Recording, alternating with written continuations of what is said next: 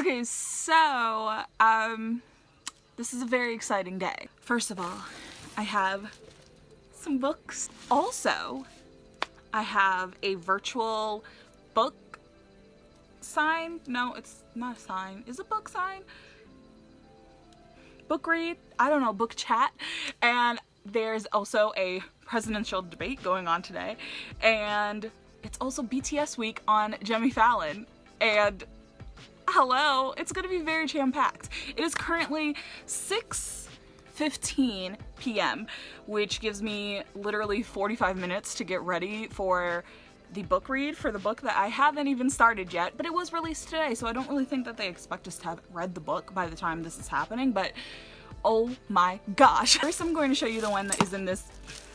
I didn't get it from Menards, but I just decided to reuse the bag, and it is The Meaning of Mariah Carey by Mariah Carey. I'm not a full-fledged lamb, I'm just a baby lamb, and yes, like, I know Mariah Carey's songs. I've seen her live at her Vegas residency. Like, I love Mariah, but I'm not like full-fledged lamb. I haven't heard like the full discography, even though I know I should have by now, but one day we will get there.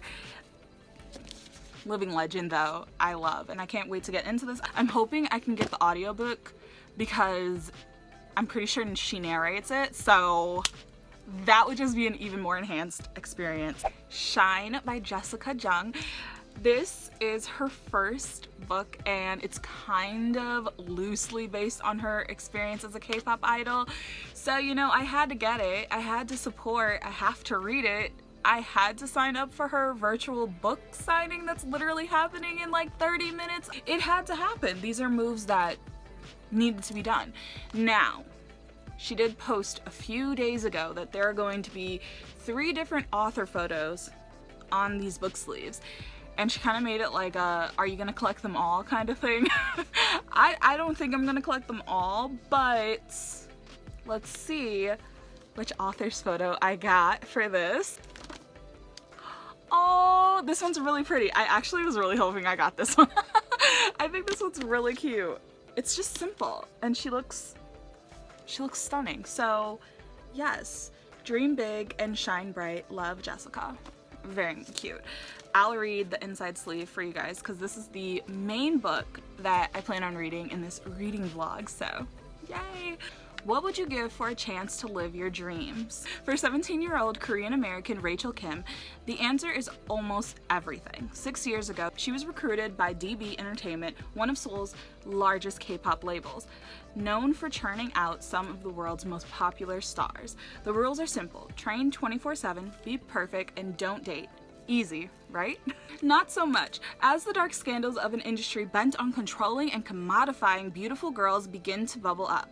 Rachel wonders if she's strong enough to be a winner, or if she'll end up crushed, especially when she begins to develop feelings for a K-pop star and DB Golden Boy, Jason Lee. It's not just that he's charming, sexy, and ridiculously talented. He's also the first person who really understands how badly she wants her star to rise.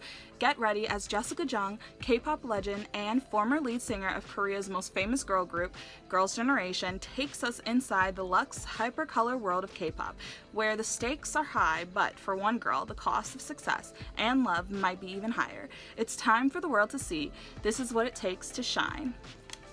This is such a cute cover. I love. Obviously with the video thing, we got a copy of the book, so I'm gonna have 2. Hopefully I get a different author sleeve than this one.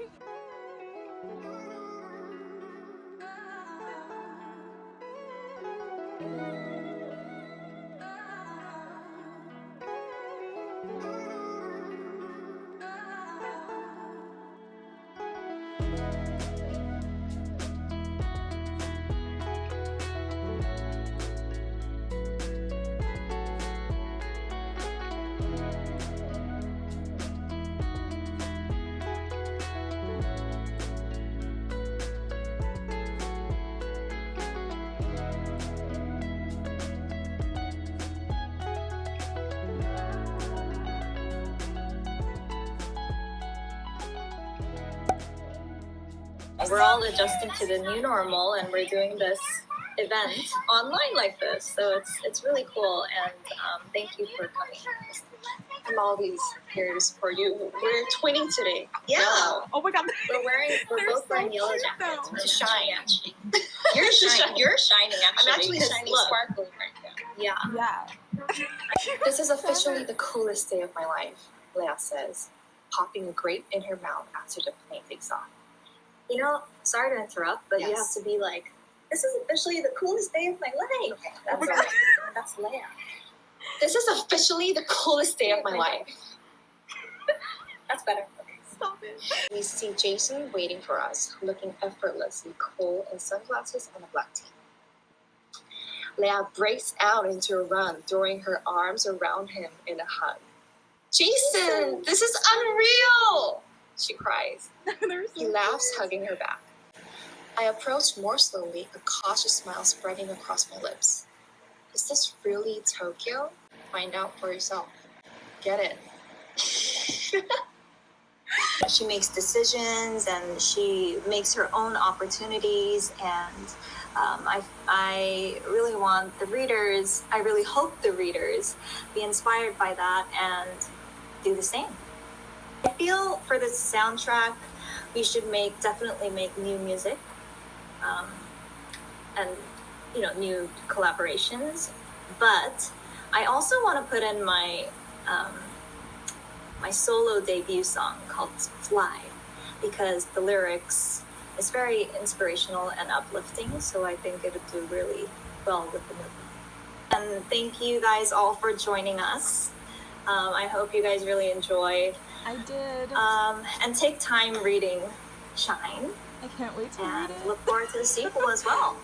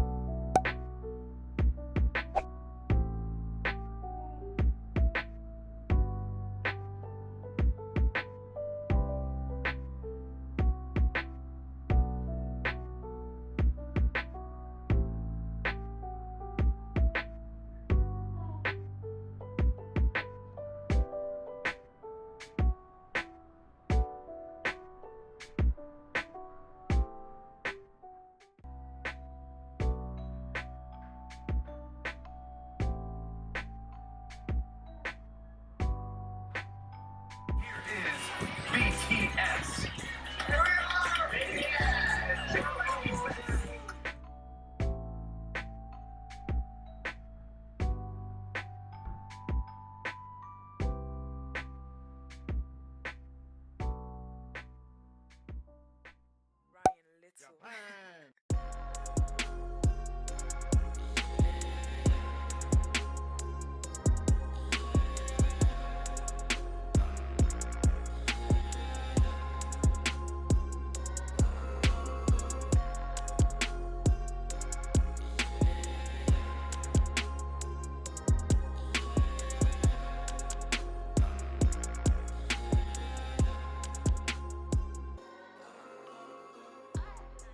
I somehow finished the memoir for Mariah Carey. It was so good. The first time I was ever introduced to Mariah Carey was like through Glitter. My mom rented the movie, I think, and then I think they had the CD like on sale somewhere, and so she bought it for me. It's somewhere. That was like the first time I ever remember knowing about Mariah Carey, which I mean makes sense. And then I don't really think I paid attention to her much until The Emancipation of Mimi, and that was my favorite album. Anyways, the memoir was really, really good, and it made me realize that a lot of the songs, they didn't exactly have the meanings that I thought they did. Like, some of them I just thought were love songs, but they had like meaning to them that weren't exactly romance love or something, you know what I'm saying?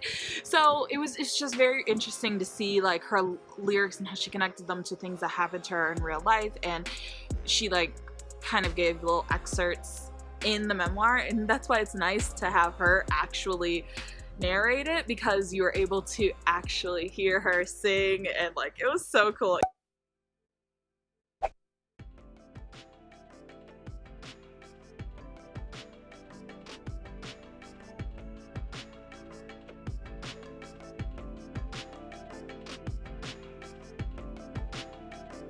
I did get some things in the mail today. So first, they're both from the same artist, but I got this Megan Thee Stallion signed CD.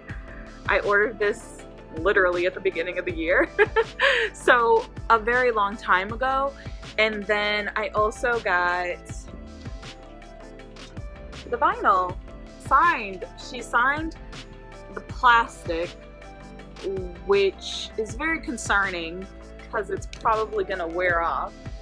I need to find a way to protect both the signatures because they aren't, yeah, I'm gonna have to figure that out. Oh my gosh, I completely forgot we have Jimmy Fallon tonight. Oh my god.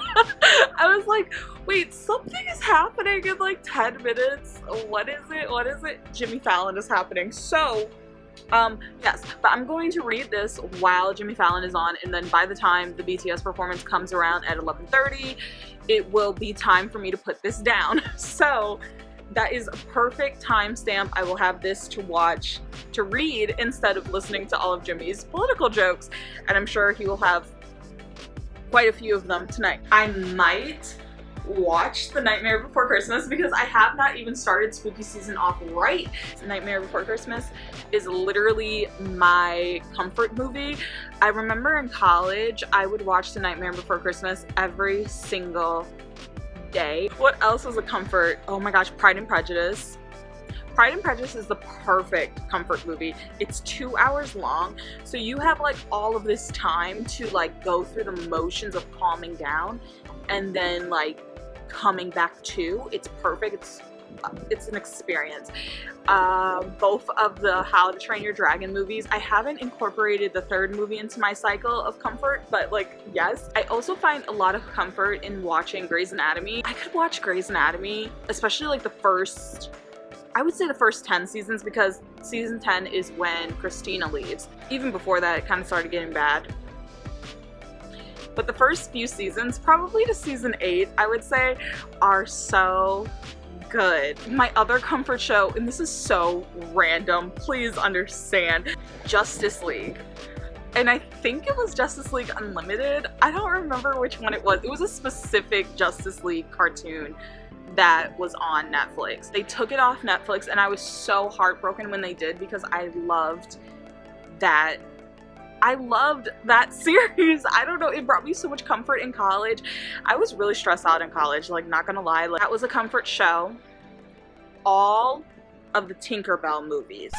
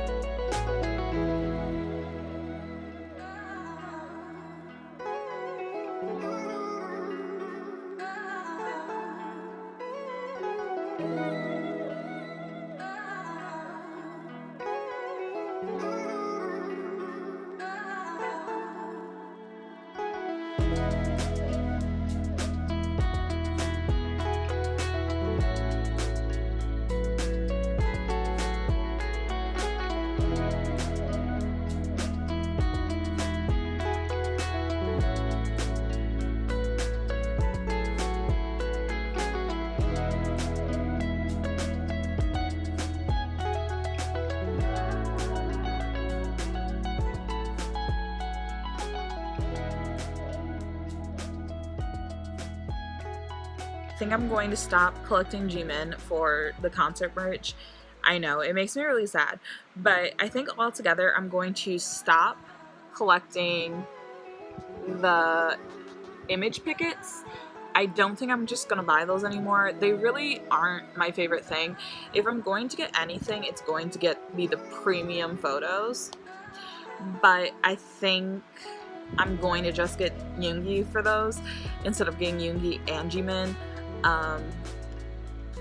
It sucks, but I think it's time to cut down, and like I can do Yoongi and Jimin for like albums, and obviously I'm still gonna collect them for whatever I can get my hands on, but like I think the Memories of 2019 just kind of has discouraged me from collecting him altogether, and I'm like, ugh, it's just a lot. And it's not that I don't think that Jimin is worth $90. Like, of course he is. He's my fave. I think he's worth everything. But like, it's ridiculous to list his photo card for $90 when in the same DVD people are listing like Namjoon's Memories of 2019 photo card for $25. I'm just going to get Yoongi's premium photo, get the mini photo cards. I think you can only get 3 per purchase, so I'm gonna try and get some of those. I want to get the postcard book. I keep going back and forth on getting the bath hat. I'm very tempted.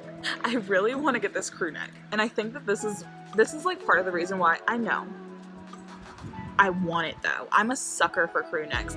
Like when I was in college, I have so many university crew necks. It's ridiculous. I feel like after I got the Luna carrying case, I have to get the Army Bomb one, because like, why do I have a Luna carrying case and not a BTS?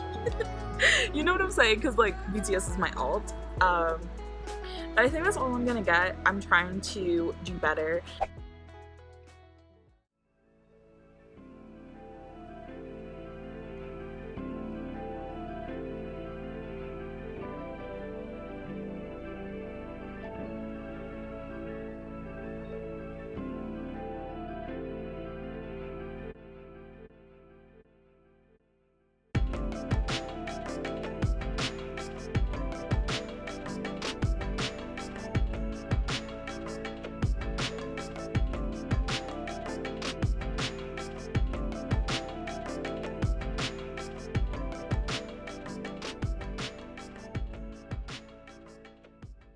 Oh my gosh, so I just finished Shine.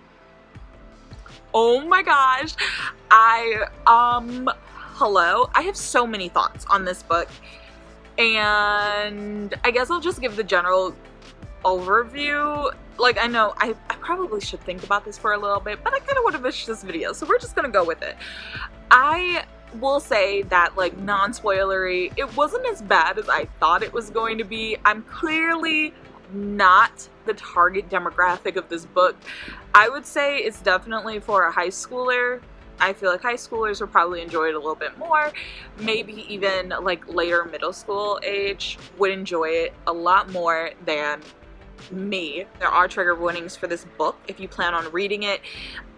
There is bullying, there's body shaming, fat calorie counting, extreme dieting. There does get drugged at one point. The book did address some racism, some double standards, more dark sides of the industry. Plastic surgery was thrown around a lot. It's definitely not going to be fluffy like some other K-pop books that I think I've read. Some things that I liked about it, behind the scenes of how the company works, the training and like the different classes and the different roles in a K-pop company. I really enjoyed seeing that. So that was probably my favorite part of this. I actually liked Rachel as a character. I liked Leah as a character. I think they were like, Leah was definitely a fave. Rachel's friends, the twins. And I really think that's about it. What I didn't like, ooh, there was quite a bit that I didn't like, but it's all stuff that I feel like I was like nitpicking at, and like I just know that those are things that would like irritate me. So I don't know if it's a me thing or if it's something that like everyone would find annoying, but I pretty much did not like the rest of the characters, or they were just so irrelevant that I didn't really care about them too much. And then I didn't like the pacing of the book. The pacing got off in there, especially when we get into the second half of the book. It just felt like there were some scenes that were added after the fact. Like they took out scenes and put in other ones. That's how much they didn't fully fit, because it didn't feel like they were following the flow of what the story was up until that point. And I would say it was after I reached the halfway mark a little bit. The pacing really just got off there, and I don't know. It started getting back on track, but then there were just some scenes that just kind of felt like they're trying to tie in what happened before into the later half of it, so it doesn't feel so random.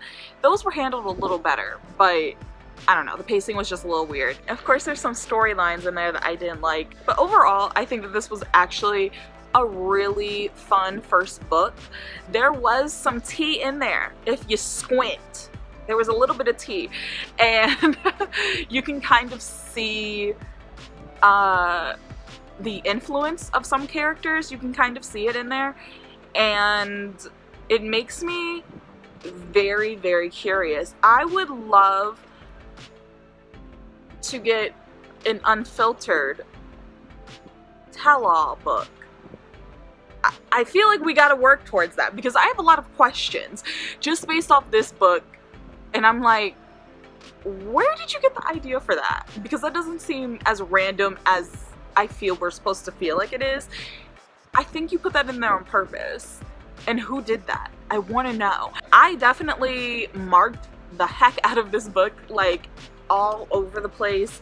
I have all types of notes in it, and thoughts, and just feelings, and I wasn't expecting that out of this book, but it brought it out of me. And I don't know if it's because I have been following K-pop for so long, and so, you know, it made me have opinions about certain things and how they were executed, or find explanations for things that I've always been curious about. I don't know what it was, but something about this was really just making me want to write down a lot of notes and mark a lot of things in the book. So that is a good thing.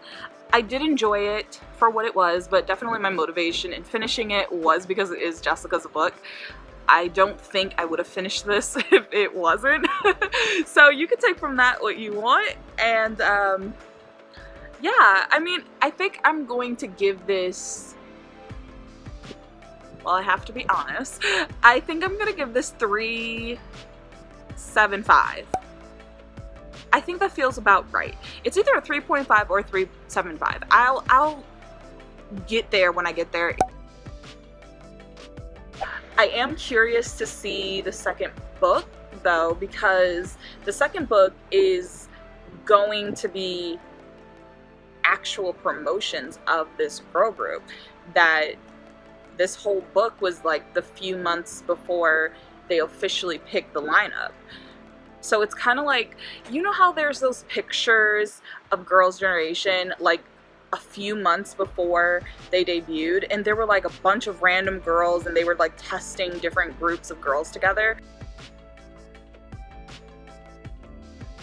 Next book will definitely probably be everything else.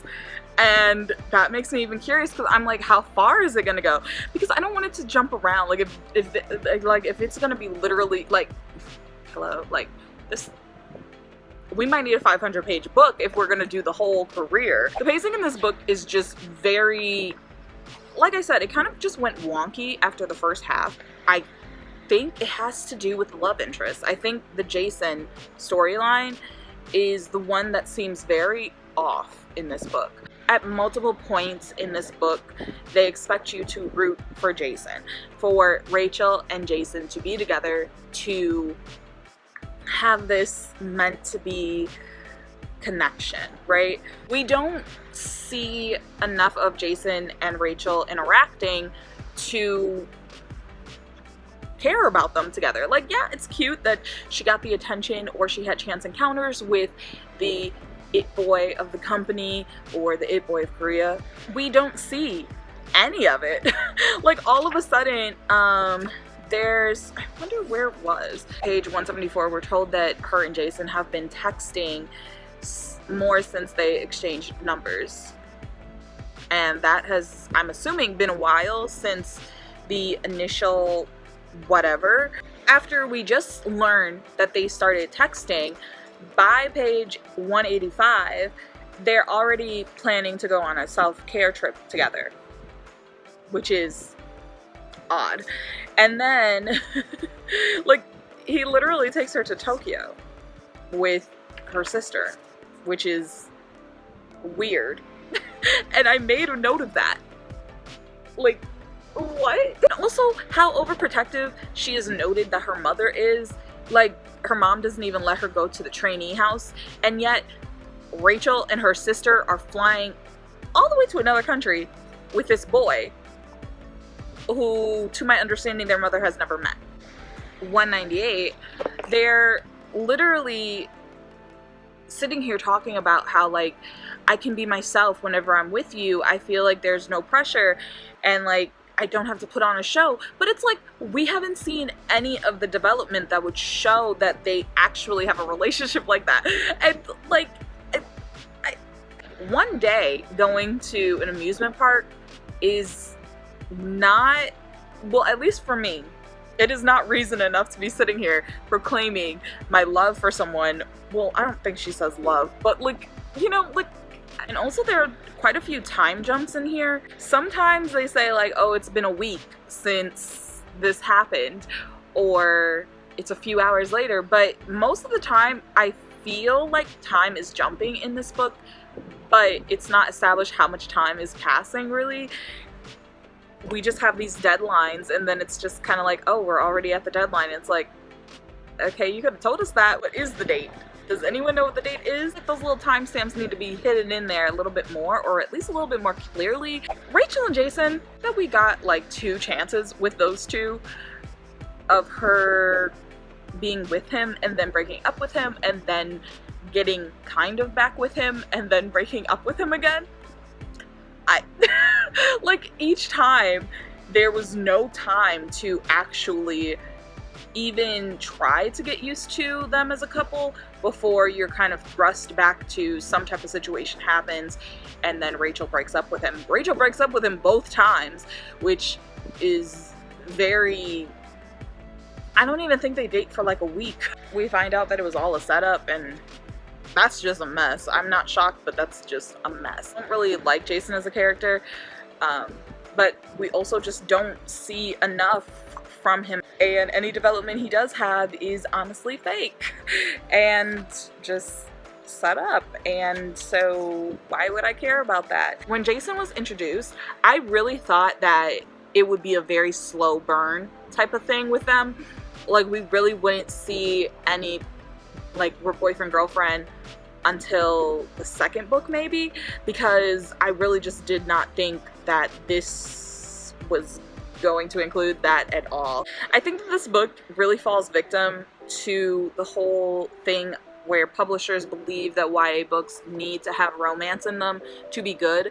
Another book that I would say has that unnecessarily is Children of Blood and Bone. I hate the romance in there. It would be so much cooler if we could just see Rachel focusing on debuting and dealing with the drama with trainees and the things going on in her company, and maybe even dabble into what goes on in other companies and how trainees from multiple companies know each other, and, you know, just more of that would have been better than some of these scenes with Jason. Let's go back to the beginning of the book, because one of the biggest relationships that I had a problem with throughout the whole story was the relationship between Rachel and Nina. So Rachel and Mina, I have no idea who Mina could possibly be.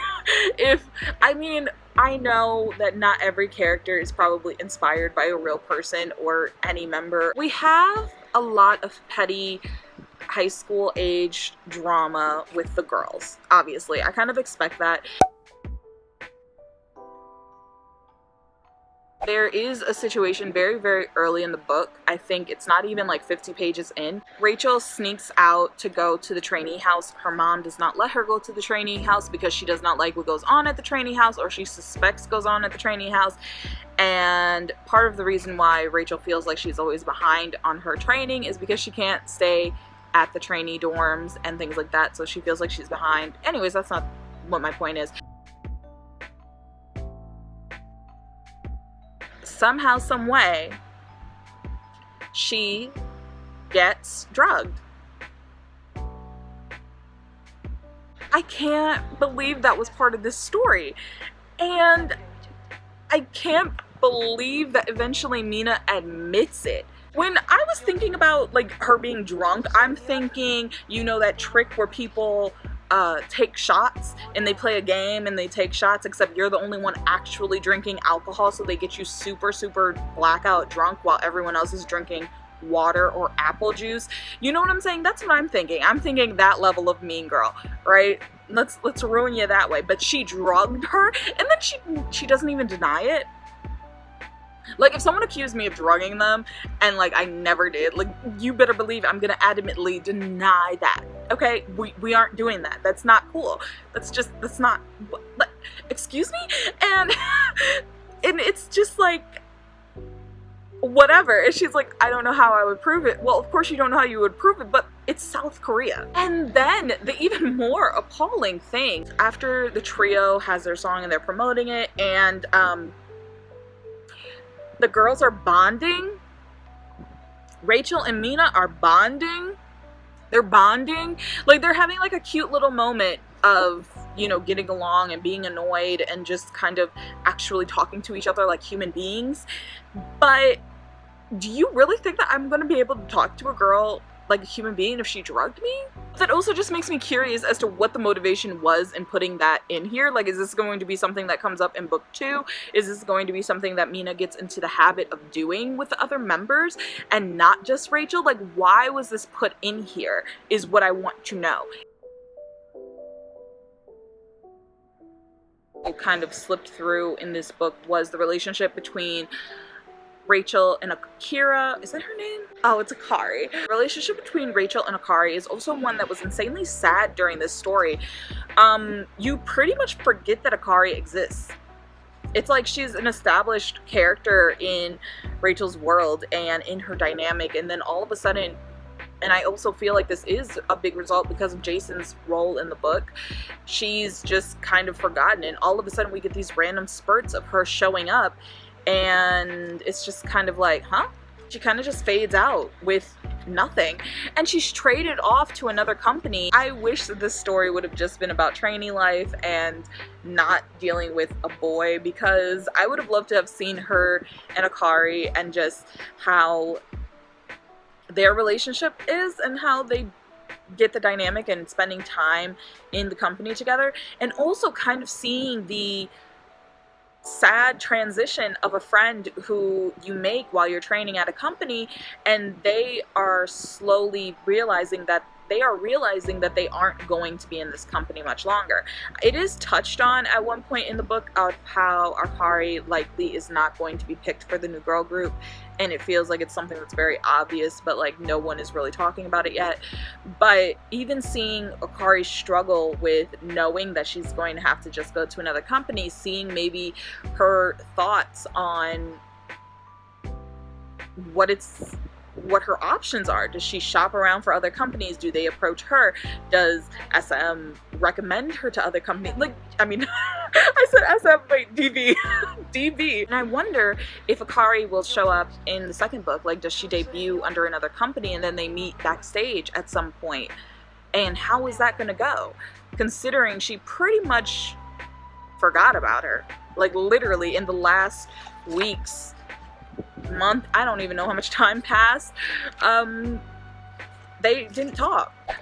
Rachel and Leah definitely was cute. I like their sisterly bond. I also like her relationship with her dad. I think that it's really sweet. I think her mother, whew, the way that the parents in this book like to tell their children that they are disgraces, it really annoyed me. But she kept saying that she's a disgrace and that she needs to like focus on college, and like how she isn't taking the idol thing seriously. And it's kind of like, if you aren't taking it seriously for your daughter, or you aren't helping her have the easiest trainee experience, like why would you move all the way to South Korea for her?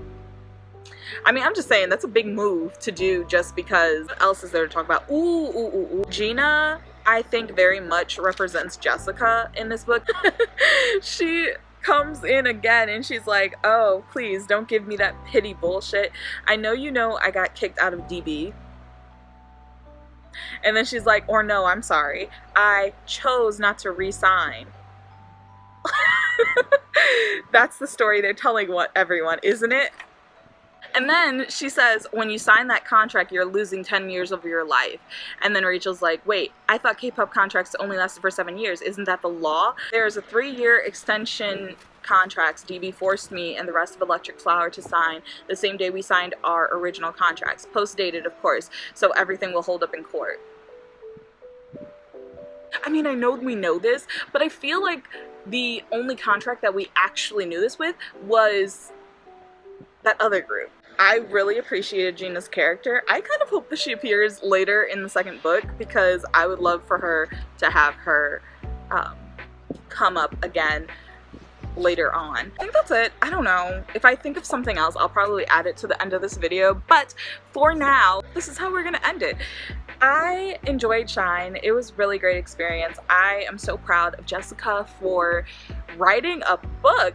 Go girl. I hope that she continues to write books in the future, because even though there were things about this, even the pacing and like the story and like how I feel like it could have connected better, how I feel like there were some missed opportunities in trainee life that we didn't get to see because there were so many scenes dedicated to Jason and Rachel, which I really didn't care for, and in the end I really didn't have to care about it. I do think that this is really a great first book, and I think that she should definitely be proud of herself. If you ever watch this, Jessica, oh my gosh, I love you, and I'm really proud of you. I can't wait for the second book. Yeah, read Shine. So give this video a thumbs up if you liked it, subscribe if you have not already, follow me on social media, because why not? And that's everything. Thank you so much for watching my first real reading vlog. Yay! Bye!